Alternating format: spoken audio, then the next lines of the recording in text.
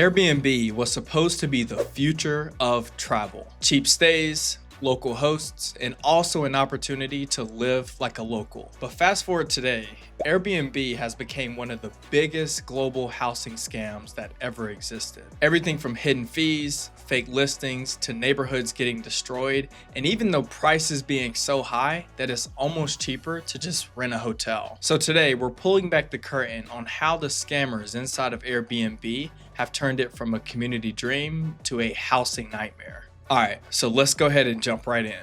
The original dream versus the reality. So I know what you're thinking. How did Airbnb start? The first point I'll make is it all started with good intentions. In 2008, two guys with an air mattress started Airbnb. The pitch was simple: skip expensive hotels, stay with real people, save money, and share the culture. But here's the reality. Most Airbnbs aren't spare rooms. They're just full-time investment properties. And examples of these are entire apartment buildings in cities like New York or even Barcelona. And they all turn into glorified hotels. And since then, prices have skyrocketed, and that local experience is just being replaced with corporate filling rentals. And if overpriced rentals weren't bad enough, scammers inside of Airbnb have made it even worse. Now, things are about to get good. Let's dig into the fake listings and scam hosts. Thousands of travelers every single year fall victim from fake listings. And examples of this are duplicated photos for apartments that don't exist, or even the hosts that are on the platform running multiple shady accounts. Imagine being so excited booking an Airbnb,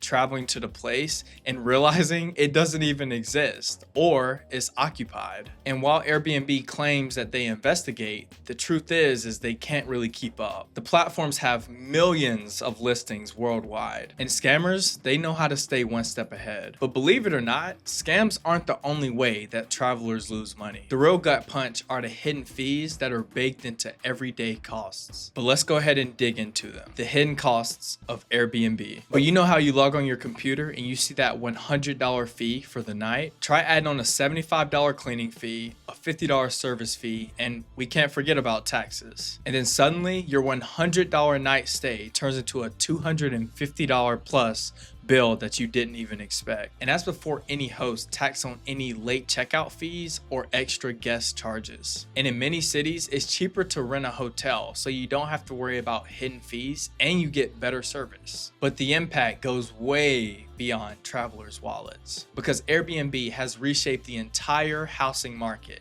and not for the better. But if this is helping you rethink booking your next Airbnb, let's go ahead and lock in with a like and subscribe. Because the more people understand how these systems work, the less likely that these big multi-billion-dollar companies can stop taking advantage of them people again. All right, so now let's go ahead and dig right back in. So how does this make an impact on the housing markets? In major cities, landlords figured out how to squeeze money out of short-term rentals versus renting to locals. So they basically pulled apartments off the market, converted them to Airbnbs, and then shot the prices up through the roof. And the result is teachers, service workers, and young families are getting pushed out of their own neighborhood. But whole communities have hollowed out. And when neighborhoods start breaking apart, people fight back.